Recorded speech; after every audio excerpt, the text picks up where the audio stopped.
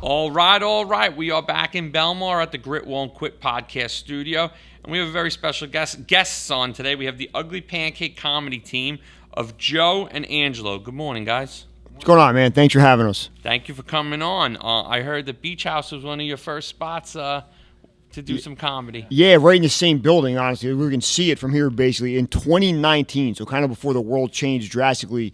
Us and one of our friends named Jack Steiger put on, it was supposed to be a one-off show we were going to do, and we just packed the place. We weren't really good. Beach House wanted to keep running with us, so we did one or two more, and then in 2020, obviously, we weren't doing live shows anymore, and then we kind of sat back. Our third partner moved and kind of got out of the game a little bit, and then we kind of regrouped and formed Ugly Pancake around 2021, I guess, was our first show that summer.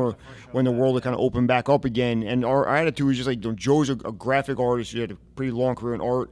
I, at that time, was about 7 years in the game, knew a bunch of local media, knew every comic, was good with a lot of venues. I thought that made a perfect fit. Kind of he would take care of the design side of things, and I would take care of the marketing, advertising, booking side of things.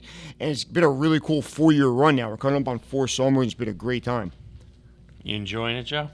Yeah, it's been great. I like I always like promoting stuff and putting things together since I was a lot younger, and I used to own a bar in Hoboken years ago. So I booked hundreds of bands and open mics and poets and artists, art galleries type stuff. And so this kind of I brought that experience to Ugly Pancake, and it just all meshed together. How did you guys come up with the name Ugly Pancake?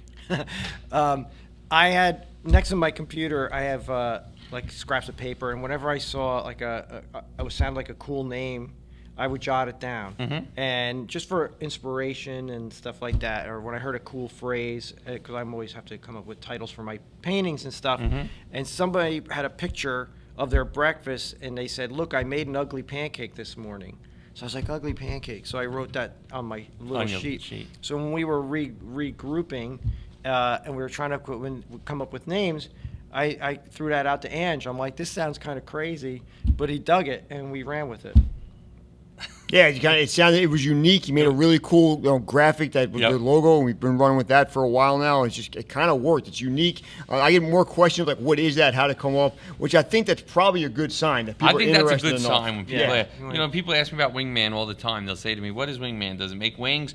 Do you help girls?" Or I always say no, but I have companies back. So I love getting that question because it gives me an opportunity to answer versus them just thinking what it is. Yeah, it's a cool conversation starter. It gets us in the door a lot of times. I think if you walked up to a venue and said, "Can I put this poster up?" and it was just like Joe and Angelo comedy, they're like, "Wow, that sounds still silly." At least we get as far as what's Ugly Pancake, right? And then they're like, "Oh, you guys seem all right. Throw the poster up." Or we'll they ask the next question. Right. Yeah, which I think is important. Is that a breakfast joint? Yeah, right. No, but it's marketing 101. You get inside, their head, with something. And it makes them think and makes them ask the next question. Right. And again, that is the next question. It's great marketing, right?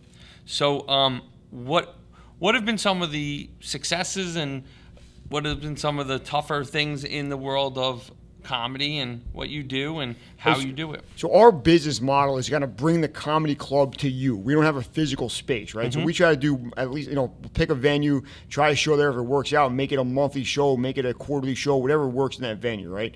So I think the ones that have been the most successful for us is when the venue looks at it more of a partnership than us just renting the space, where they put it on their social media, they advertise, their employees push it out to people in the venue, and then we advertise as hard as we can on our side of things, and it really works out well.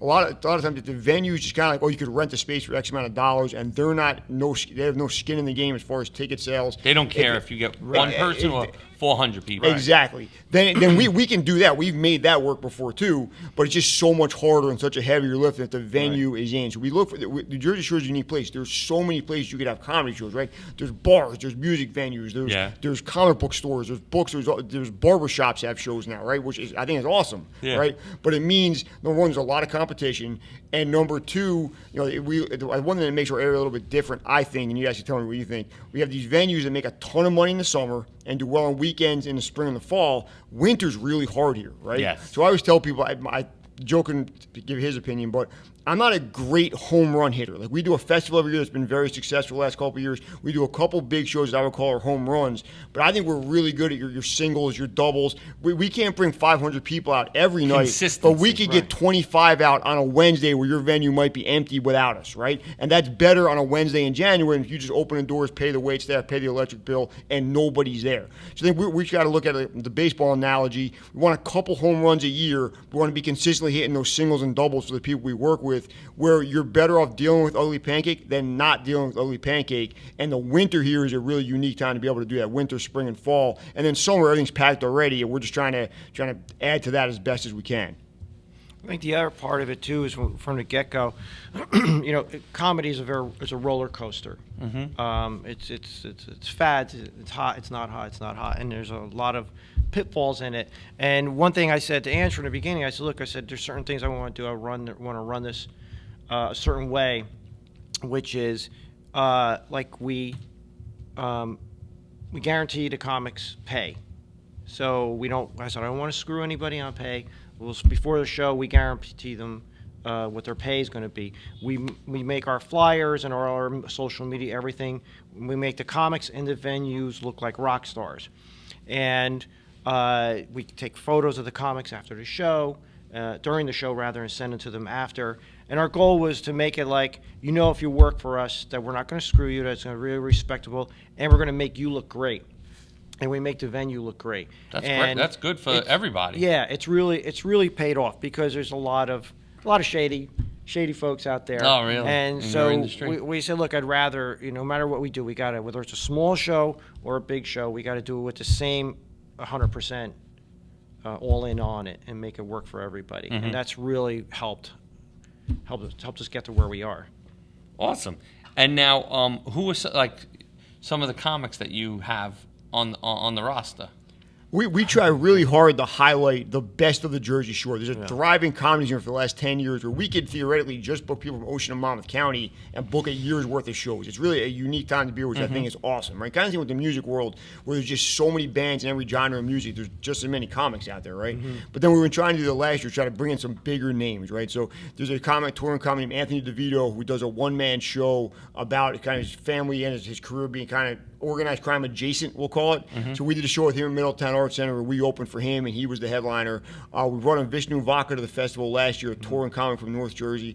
So now we're kind of looking at kind of bringing a bigger comic in as a headliner and having either Joe and myself or some of our friends open for them. And a lot of times we put comics on, that's by far the biggest stage they've ever done, right? At the Middletown Arts Center, Azor over at the Berkeley Hotel, kind of a couple hundred seats. And my attitude is if we could sell the tickets with the bigger name, right, and then put local comics on a bigger stage as they've ever been, that's another use of cliche, just win for everybody. Win-win, yeah. Are you funny? I don't know. Tell me a joke.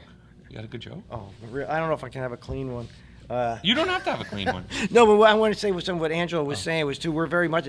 My feeling is like all boats rise with the tide kind of thing. Sure. And as far as booking comics, we try to book as a variety of comics and not the same comics over and over and over.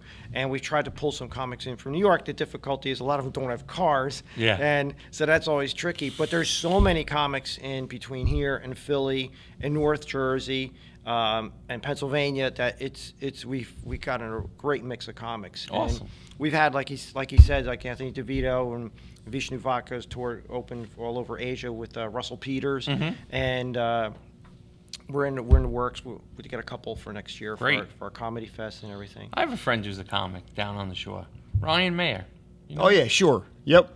He's a good friend. Do you know Ryan? Have you worked with him before? Ryan. He's at a Brick or Point Pleasant. Yeah. Good guy and pretty funny. Yeah, I agree. I'm from Tom's River. Okay. When I started, he was already a couple years in, and it was super nice and super welcoming. And me and him actually did a cool show together last October at Tom's River High School North in the auditorium. So there was about 1,000 people, big time fundraiser. Oh man, I hadn't seen him in a while before. That was great to catch up with him. He's a funny dude, no question. Funny guy. So that's cool. I'll have to tell him that you guys were in. Shout out to Ryan, my boy. He does the Brick Morning Rotary. They do a comedy night in Brick as a big fundraiser every year. And Ryan coordinates 2 or 3 comics, and has a good event for them, which is great for a good fundraiser. Yeah, good dude. And I would say, man, I think comedy gets a little bit of a bad rap sometimes. Everybody thinks comic is like raging degenerates, and everybody's on the verge of drug addiction and roasting the crowd. And like me and Joel, There's something to that. There are some. There's no question. There's some part of that. But a lot of times it's just good dudes using their vehicle being fun to help their community. Yep. Like I don't know when it's going to air exactly, but just this week I have a Little League fundraiser tomorrow night where all the money's going to the Long Branch Little League, and then next Saturday we're doing a similar show for the Women's Club of Asbury Park. Oh, wow. And I think it's, you find organizations that can benefit from fundraising and find a way to give that organization a good time, and it doesn't have to be just like the craziest, wildest thing ever. It could be a little family friendly, and we can have fun and hopefully raise a couple $1,000s. And tomorrow night we're gonna help Long Branch kids buy some uniforms and get some batting gloves and catcher's gear and stuff like that. That's and great. The women's gear the women's show is gonna use that whatever they use their money for. The Women's Club is a show we always, part of our pitch for fundraisers, like we've done Elks and stuff like that, is like, this is the easiest fundraiser you'll ever do. Yeah. Because all you got to do is sell the tickets and Yep. set up the chairs. We bring the comics, we bring the sound, we bring, Yep, we'll you tell do you the what rest. kind of show you want. If you want clean, if you want PG-13, if you're okay with R-rated, and it's the easiest fundraiser for them to do. I'm going to give your listeners a tip real quick. If you want to work with us or any other similar company that books comics for fundraisers, the best thing you could do to ensure success is tell them what you want up front, right? Mm-hmm. If you're booking, is it going to be all ages? Is it going to be adults only? Is your crowd conservative, a little bit liberal, whatever it might be? But if you So that you could tailor the content. Yeah, exactly right, man. If we're bringing, it's put in the music world, if you bring Jay-Z to a country crowd, it doesn't matter how great Jay-Z is, that country crowd isn't going to like him, right? Right. And the same token, if you bring, Chris Stapleton to a rap crowd, they're not going to like Chris Stapleton. So let us know what you want, and we'll make this work. Just be upfront about it, and we'll Unless find it's Fast Car. Luke Combs came in and did that one, and he crushed it. Yeah. I guess there's a little bit more mashup culture now than ever before. But man, I be upfront totally about it. understand what you're saying, and I couldn't agree with you more. Again, the crowd, knowing what the crowd likes is going to help dictate what you guys talk Right. about, and what things are funny and what things aren't funny. Right. Like Yeah, no I question. always, like, whenever I'm doing a gig on my own, I'm hired, I always ask them, like, what's the demographic of the crowd like? Sure. Because if it's an older crowd, I have a joke I do about All in the Family. I can do that for that crowd and it'll kill. If it's like a 20 or 30-year-old They're crowd, not gonna understand it or they're looking laugh. at me like who? Yeah. And Good old Archie Bunker, huh? right. And we'll book, if it's same thing, we'll book the comics accordingly. Yeah. Like, if we have a crowd that's going to be 50s, 60s, like that, we're not going to book a comic who all he talks about is, podcast star, like you. Yeah. And stuff that crowd might not Andrew, know. I don't know if like, you caught it. He called me a podcast star. Star, I like It's the that. first time I've been called a podcast star, but I'm going to go with that one, Joe. I like it. I know inside my bread is buttered. There you go. So what are you saying? I'm not a star? No, that you are a star. I'm helping us out There here. you go. Worthy. Got caught on that one. He didn't know where to go. All right. So what have been some of the hard parts of this? Because you talked about some of the good things that have happened in the world. And again, I think that I love to showcase businesses and what's good, but there's also hardships that happen, and there's things that are not smooth every single day. So I think the toughest part when you're booking a show is that people we get our show ready to go, everything done, say 4 to 6 weeks out. Okay. People don't buy tickets for Till a last show minute. till 24 hours. Like most of our ticket sales are the day of and the day before. It's the worst And it's feeling. incredibly scary because I remember our first comedy fest. It was like 4 days out, and we hadn't sold a ton of tickets. And I was like, we're going to have to give it. We got to get asses and seats. We're going to have to hand out tickets. We got to start giving some freebies. And we completely sold out that after the afternoon of the show. The funniest is I'm involved with, I do some networking events and same kind of thing. Like you go into the week before and there's nothing to speak of, and then all of a sudden it's a great event. Yeah, we are usually pleasantly surprised Yep. at the last minute, but it is, as you know, incredibly nerve-wracking till you get to, sometimes even the doors open and there's not a lot happening, and like then in the all of next a sudden half it just hour it happens. fills Boom. up. Yeah. It's so weird. No one wants to buy. But meanwhile, if you want to go to a Yankee game, you don't just usually show up night of. I take it 6 months in advance. No, I know. Like I got an email yesterday that the Blue Claw single game tickets are on sale now. They don't even start for 2 months, and people buying tickets from me in September. Yeah. So I think, one thing I would say, man, if you want to like lower your friends and family's blood pressure that are putting on events, buy them early. Like if you know you're you're gonna just go, get like 'em. Yeah. like I'm with you on that. Like I see that all the time with networking events. It's stressful. You're going into the weekend before, and you're like, well, what's going on? Right, and I feel like one thing that's common about networking events and comedy events are without a crowd, there's really not an event. No. Right? You can't just be funny in a mirror. That's not the way this works. And if you're trying to meet other professionals, it doesn't work if there's nobody else there. So it's probably more nerve-wracking for people like us than maybe if you're doing music or a book release or something like that. Maybe we have to do a networking comedy event. Totally down for it. Let's make that happen. That'd be awesome. That would be pretty It's cool. like that's by far and away the most difficult thing. Raises Further your blood down the pressure. list is secondary is, comedians compared to, like, I'm a painter, so I deal with artists. They have a little bit more business sense.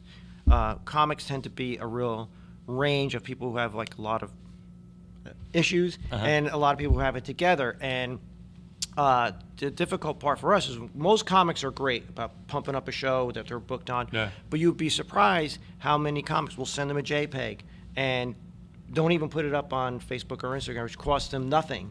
And we try to tell them, like, we look to see who's helping us promote the show, and you're more likely to get rebooked if you do that. And like if you're part of the team. Yeah, no, so we've always tried to be, like, very proactive in terms of teaching. Teaching sounds condescending, but sharing information and trying to tell people, like, hey, this, using some common sense, some business sense, but that's a secondary thing. But it's a problem sometimes. The art world and the art world and the business world, any kind of art, I think are very different. They attract different kind of people, and I think me and Joe are kind of in an anomaly of we do both. Like, I have a regular day job. Joe has a very successful business, and we know how to conduct our affairs in the quote unquote business world, which is just different than any kind of art. If we were in a band, it'd be different. Comedy, whatever it is different.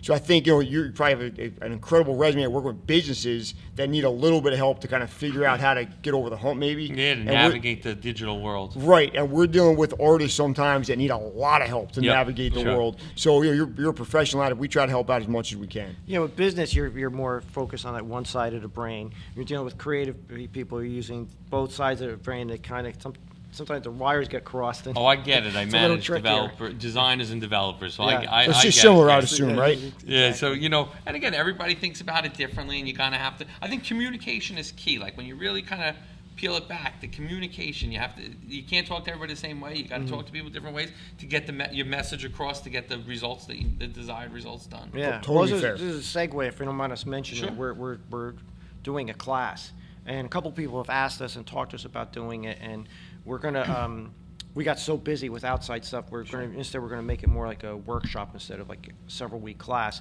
with a graduation show, with the idea being to develop. In comedy, it's your tight 5, which is 5 minutes of tight material to go. That's a general 5 minutes is the amount of time you generally get in mics and guest spots and stuff, and to help them develop a tight 5. Not like we were approaching it as like, look, we're not on Netflix. We're not like these big stars, but between us and other things, we have like 20 plus years of experience. Great. And some of the things we just mentioned about common sense business stuff, we want to, that's going to be part of the class too. That's a great idea because, and again, if somebody doesn't know like some of these things, if you tell them, and hopefully they'll kind of listen and realize the benefit of it, and then it's just beneficial, and it becomes part of their everyday life after that. Yeah, it's trying to let the water raise all the ships at the same time. So, I think that's a really great philosophy. I think it's great that you guys are bringing people on that this is the biggest stage that they've ever been to, so that they learn and they up their game right away. Yeah, no question. So have you been back to Beach House? We have since COVID. It's been a couple summers, I think, since then. We did a Christmas show. That was probably the last thing we did there. That was the last thing we did, and then we worked with a great guy there who was really open to what we were doing and really helped made our shows.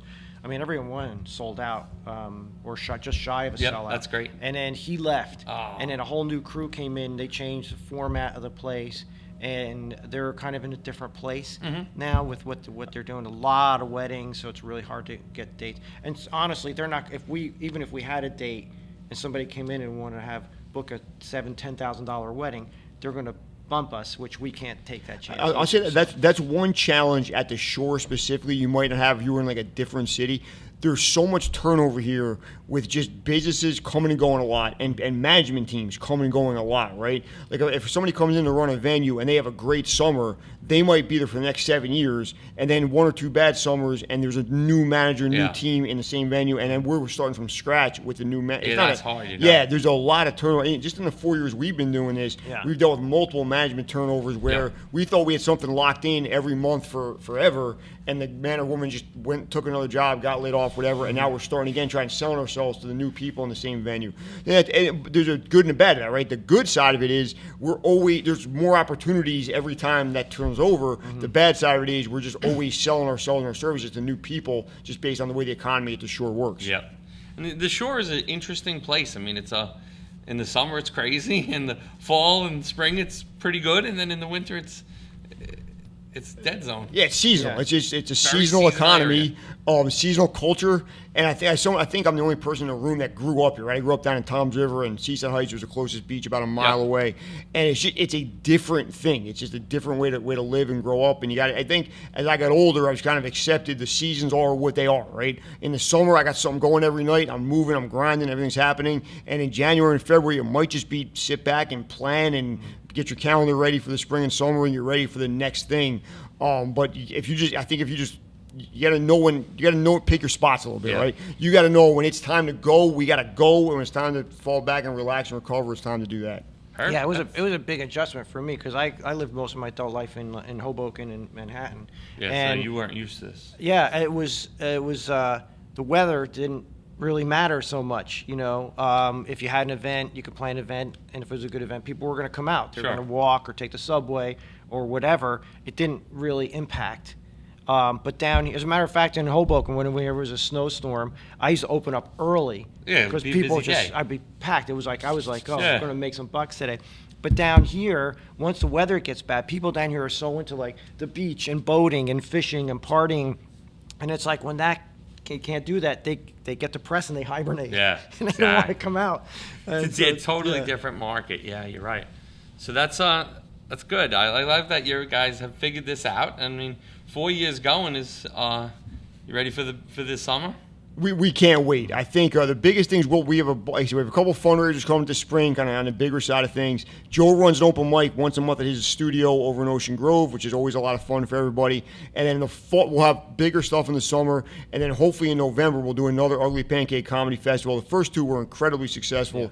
We're going to try to bring a good headliner down for the Saturday night kind of main event. We'll do stuff Thursday, Friday, and Saturday, and it's kind of just a really fun weekend. It's our Super Bowl, for lack of a better term. Yeah. And that's usually end the year on that. We'll do a holiday party for comics again, like we did last year, and then take half of December, half of January to families, and then try to get out there again in mid-January and make it work. Yeah, the Comedy Fest is definitely our most successful. It's a highlight of the year. We usually do in November. We're thinking about maybe booking it in September this year, just to avoid the cold weather issue. Because last November it was pretty cold that night, and I think it definitely people were like, oh, it was so cold. And there's more people on the shore in September than there are in We know what happened. I don't know if you've been down there long enough. Our first big festival that we put on was supposed to be September of 2023, and it was the weekend of that flash flooding and storm, and it was only really bad Friday night. But we had a call from, we're supposed to do it at Wild Air Beer Works. They are great to work with. They're a great venue. Yeah.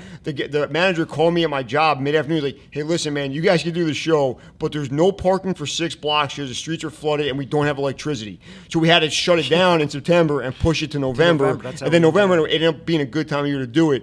But that was just as far as grit, don't quit. We had a 3-day massive undertaking planned, and the weather just looked at us and said, not this weekend. We just couldn't do it. There's no way to do it here that weekend. And then almost all of it happened in November, and most of the comics still available. Most of the sponsors still came on. Good. It worked, but it was just, if you're going to book a show at the beach, that there might be coastal flooding. That's a thing that could happen. That was the day. I don't know if you guys remember that. I was driving on Maine in Asbury, and I looked down Lake Ave. Yeah. When Lake Ave had like 4 feet of water, where that's the isn't beer that garden. Water? Oh, the beer garden. The beer garden never recovered from that. They're done. And House of Independence was out for ages. Yep. And I called Angelo, and I'm like, dude, there's a car where I can see like this much of the top of it, and I'm like, and then we got the call from Wild Air, and showroom was like, I can't even get there. So, yeah, it was That is grip. crazy. Yeah, we made it work, man. Everybody kind of came on board, all hands on deck, and we, to use a cliche, weathered the storm and Yep. did it a couple months later, and it worked out really good. That's wild. All right, so as we wrap up today, let people know like where they can find you online on your socials, and then and where they can find for the show coming up. Yeah, on social media, we're Ugly Pancake Comedy on Facebook and Instagram. Either one is great to reach out to us. My personal Instagram is Mr. Fifth Round, MR, the number 5, THROUND. If you follow any of those accounts, I'll let Joe say his social in a second, but we post everything we do. If we're going to be honest, probably to the point where you'll be sick of hearing about it, but hopefully stay on. We post some funny stuff, some interesting stuff every once in a while too, and just come out to something, man. We have a lot of fun. We have a great time. You might see some comics some comics you're going to know in the next couple of years, and I think we do a pretty good job of showcasing what's going on here at the Jersey Shore, so try to be a part of it at some point in 2025. Mm-hmm. Yeah, it's just Ugly Pancake on Facebook and Ugly Pancake Comedy on Instagram. Mm-hmm. I have my own website, which is Borzotta Arts, or josephborzotta.com, which is mostly my artwork. And I have the studio. I do a mic at my art studio the second Tuesday of every month. Mic night, open mic yep, night. It's free. It's open to all levels. Everybody's welcome to come. It's usually a lot of fun. And on our social media is all our shows coming up. And Great. if you want to get on our mailing list, it's uglypancakecomedy@gmail.com. Awesome. Thank you guys for coming on today. This was very great conversation, and I'm interested to check out some of the shows. Yeah, really appreciate it. Hope to see you out there, man. You bet. Thank you.